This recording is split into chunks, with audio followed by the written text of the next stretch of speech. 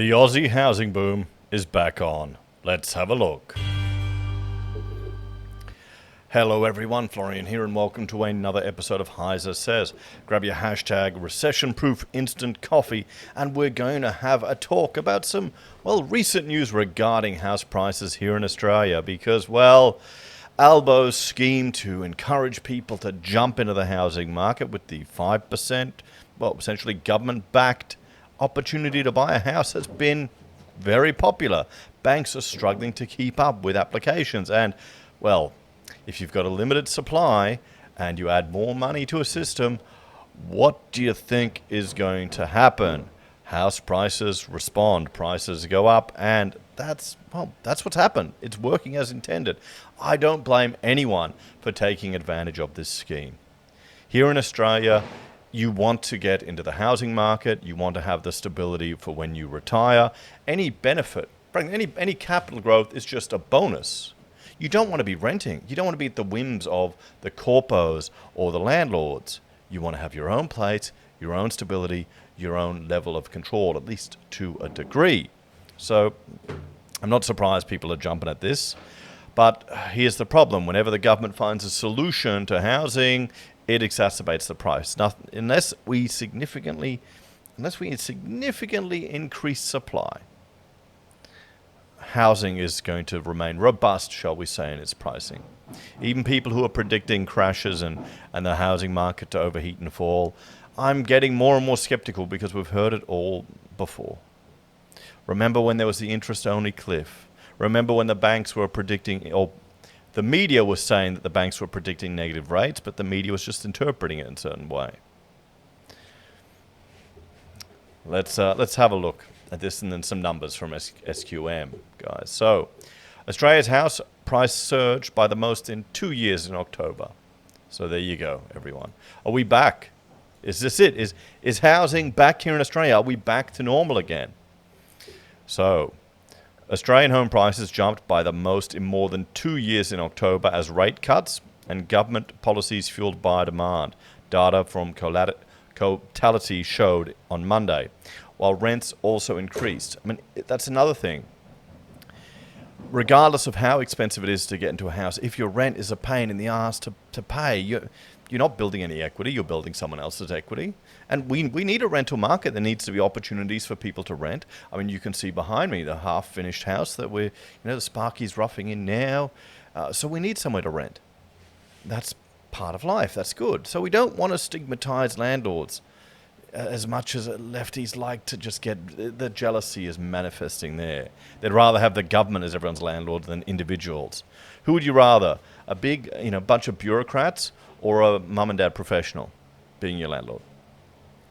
Anyway, so I'm not surprised people are jumping at this. So it added signs financial conditions might not be as tight as thought, as the Reserve Bank of Australia worries about a resurgence in inflation that has crushed market bets of more money or more policy easing this year. So the expectation was that we'd see a rate cut. And let's have a look here. We'll just bring this up. We'll go as ASX rate tracker. What are we sitting at now? Come on.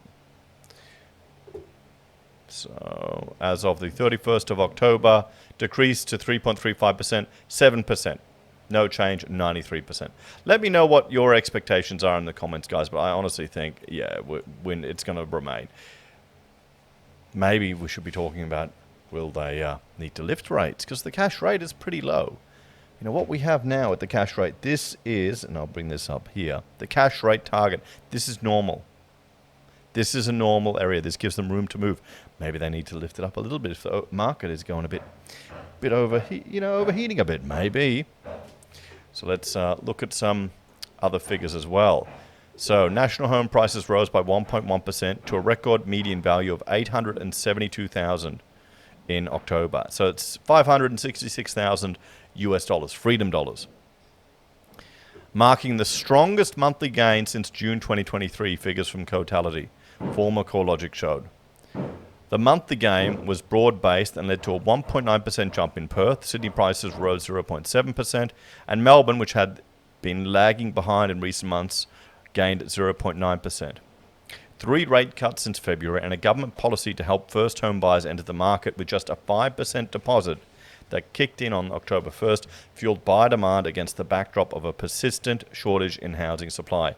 Now, I saw an interesting response to a discussion on the channel here to some of the comments people were making regarding, sell everything out or just get all in gold. Here's the thing: can you leverage, borrow, really leverage 5% with government backed into gold as opposed to housing? All you need is 5%. 5% deposit for your first home to get into housing. The government will back up with your insurance.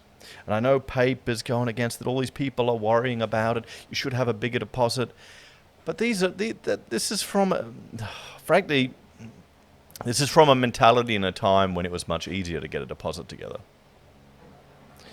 What's smarter? Waiting, taking advantage of this scheme, and having an extra 2 or 3 years of capital growth in the property and paying it off and living there and building a home in the future, or waiting a few years and renting. So you've lost that potential capital growth. That's the opportunity cost there. You've lost the rental income that you're paying to someone else. That's gone there as well. So I don't think any of us can blame someone taking advantage of this. But the problem is the scheme itself. It's going to, lead to overheating in the market. People will be spending more on housing than they've had to in the past. This isn't about making housing more affordable. This is about getting more people into housing. Those are two different things. I know we may feel like they're the same thing, but they are actually two different things. This is a vote-buying tactic to get more people into homes. And it's pretty much all the federal government can do. What else can they do? What else can they really do? We could have a reduction in immigration into the country to try and reduce the demand, but you'll be fighting the universities, you'll be fighting the business sector, you'll be fighting the tourism sector, you'll be fighting any industry that has a shortage of getting trades or people. They'll all be calling to allow that to continue. And you've got a multicultural society that wants more people to come over. You could slow it down, maybe for a period. I would argue that it should be tied to new builds, maybe for the next decade. Building completion, that's what we use to measure, we link that to our immigration here into the country. So, the lower quartile and middle of the market have registered the fastest gains in value. There you go. So that's home buyers. That's first home buyers getting in. Rents are up 0.5% over the past 3 months, with the national rental vacancy rate holding around record lows of 1.4%. 1.4%. Rents are up again in a month. Let's bring up good old SQM here, guys. Let's have a look at some prices around the country to either make us feel really happy or really worried. So here we have Sydney, 3-bed, 1.7 million. All units, 870, 2-bed unit, 911. So a 3-bed, that's what you want as a starter home. Sydney is not a place for people to start their housing journey. You're going to have to move. You're going to have to go somewhere else. You can't stay where your parents did. Where you were raised, when your parents moved, there was probably some bullshit suburb in the middle of nowhere with no utilities or amenities. Now it's right in the heart of all of these opportunities and utilities. You've got to do what they did. You've got to push further out. You've got to find other locations. You may even need to consider moving interstate. That's just the way it is. What do we have here? Next is Canberra. We can have a look here. All houses 1.2, 3-bedders 1.1, combined $1 million, and apart units. Or you're going to have to go into a unit for your first home. I had a friend, he did that. He bought a place down, between Brisbane and Logan. There he got a little place. I think it was a 2-bedder or maybe a 3-bedder in a complex. And then he used that to springboard into another property close into the city, a much more nicer part of the city. It's what you have to do. Find ways to make it work. We've got Sydney, we already looked at that. Darwin, all houses 780, 3-beds 670. Yeah, and we can see, look at the climb. Units 440. You can still get affordable units there, but it's if you're finding work in Darwin too. This is the thing. There's cheap property around Australia. People are talking about, why don't you move to the regions or move to the country and these type of things.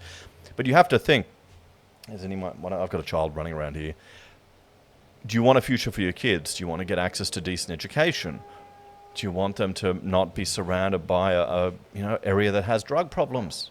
There are problems in some of the regions. You want to avoid those. So What do we have next? Brisbane. I mean, there you go. Look, Brisbane's just gone nuts. I remember back here around the bushfires, 2019, 2020, then we were talking about house prices just being crazy and overheated. And now, what are we? 3-bedroom house, $1 million. All houses 1.3, combined 1.19. $1 million for a 3-bedroom house. Unit 790 grand. 746,000 for a 2-bedroom unit.